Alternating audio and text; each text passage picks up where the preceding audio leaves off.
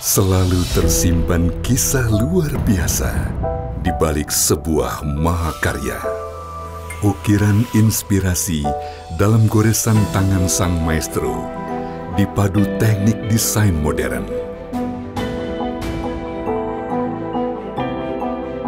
Simfoni benang kaya warna menghiasi kemewahan sarung BHS.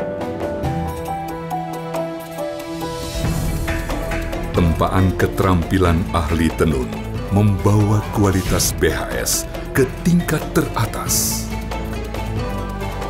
Puluhan tahun pengalaman dan dedikasi untuk sebuah mahakarya seni. BHS, puncak pencapaian karya. Mahakarya Seni Tenun Indonesia. BHS, the art of craftsmanship. Halo, assalamualaikum warahmatullahi wabarakatuh. Salam perspektif saya. Nah, teman-teman, saatnya yang ditunggu-tunggu akhirnya datang juga. Kita bisa face to face, dua gembul. Saya tuh sebenarnya nggak sadar juga. Pas saya ngelihat foto diri saya, melihat searching wajahnya Kang Guru Gembul, kok mirip kalau bewok. Mirip ya. Cuman sayang kemarin, saya kan janjian seminggu yang lalu, itu saya sudah dicukur. Jadi aduh, manjanginnya kan butuh waktu ya. Tadinya biar mirip banget. Itu ada obat tinta Arab itu bisa. Dipercepat ya. Baik teman-teman, kembali lagi di perspektif saya itu biasanya ngomongin tentang sarung. Sarung apa namanya? Biasanya sih sarung BHS Kang Guru. Jadi kita sarung BHS karena saya enggak. Pertamanya suka. Sekarang saya sebenarnya pengen di-endorse. Saya pengen keliling dunia Kang Guru, tapi bawa misi kebudayaan pakai sarung BHS karena memang menurut saya di Indonesia sarung terbaik ya sarung, nggak ada lagi apa. Yang paling lama tahun 1953 yang sampai hari ini menurut saya sarung BHS. Makanya saya kemana-mana pakai sarung. Padahal dulunya karena di pondok, di pesantren, yang paling favorit ya sarung BHS lah. Jadi dan paling mudah dicari ya sarung BHS. Nah, teman-teman kembali lagi. Jadi kita akan ngobrol Kang Guru. Paling nggak ada 3 sesi itu. Pertama saya akan prolog saja.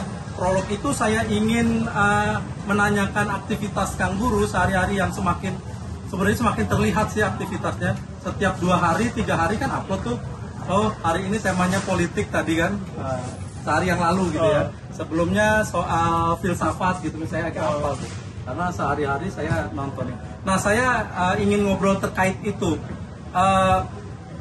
Kang Guru, sapa dulu dong salam perspektif saya. Salam perspektif saya. Gitu. Nah, iya. Salam perspektif saya. Siap, terima kasih. Saya diatur-atur sama dia.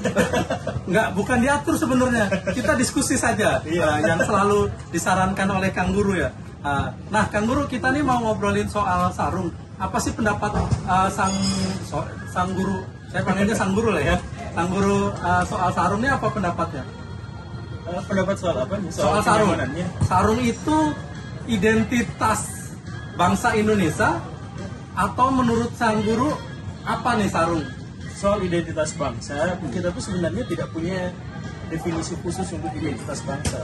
Karena kita sejak awal itu berbeda-beda, semua hal, bahasa semuanya yang beda. Dan kita itu setiap tahun kedatangan orang baru dan kehilangan orang baru.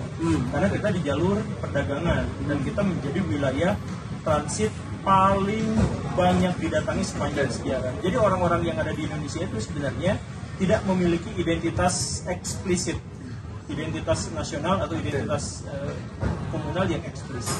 Termasuk juga sarung. Kalau misalkan diterjemahkan bahwa sarung itu adalah bagian dari tradisi kita, iya. Kita tuh sarung itu bagian dari tradisi kita karena kita sudah menggunakannya selama ratusan tahun.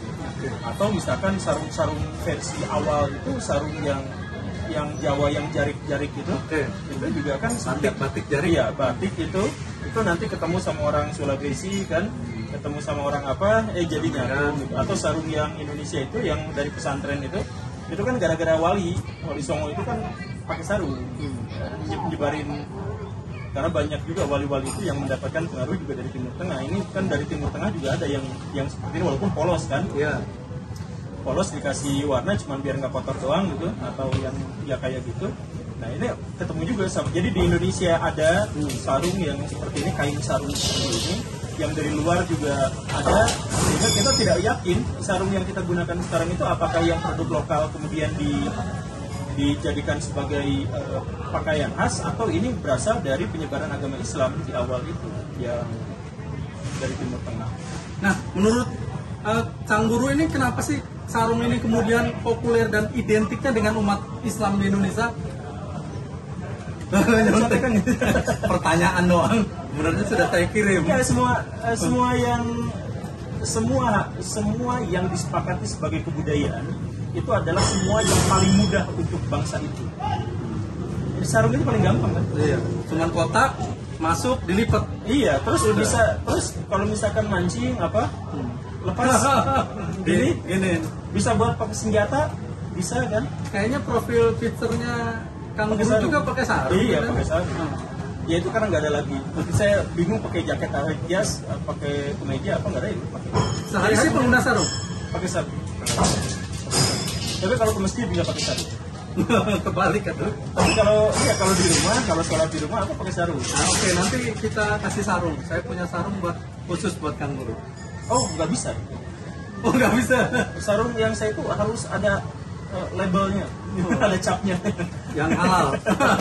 Canda lah. Oke, nggak apa-apa. Iya, tapi saya pakai sarung ya karena mudah dan sebenarnya generasi awal orang-orang di Indonesia yang pertama mengenal sarung juga tidak mengidentikan pada satu tradisi atau satu agama.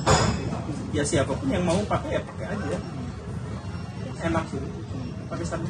Bisa nggak Kang Guru bahwa sarung itu kemudian menjadi identitas tradisionalisme gitu? Ya kalau mau diakui ya bisa ya. Makanya yang saya bilang tadi, kita tuh tidak memiliki satu hasil kebudayaan tertentu yang secara eksplisit bisa kita sebut sebagai identitas nasional. Bahkan misalkan ya, saya mohon maaf, yang dipatenkan oleh pemerintah misalkan keris, batik dan sebagainya, itu bisa diperdebatkan.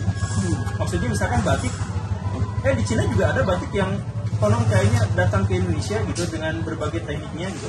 Atau misalkan pakaian-pakaian yang lain gitu, atau makanan-makanan khas di Indonesia, tahu Sumedang gitu. Tahu kan Cina jelas ya. Tahu. Iya. Pempek Palembang itu Cina juga kan? Iya, oke. Atau Impor juga berarti. Iya, baju koko udah jelas Cina. Iya. Tuyul aja impor ketika Iya. Tuyul aja. Nah, jadi ya kalau misalkan mau sekarang kita pakai ya pakai. Tapi itu film-film Thailand yang hantu-hantuan juga banyak yang pakai sarung. Iya. Ya Thailand. Awalnya katanya sih dari Yaman. Kemudian di Thailand termasuk sarung BAS tuh katanya sih banyak di Thailand kan.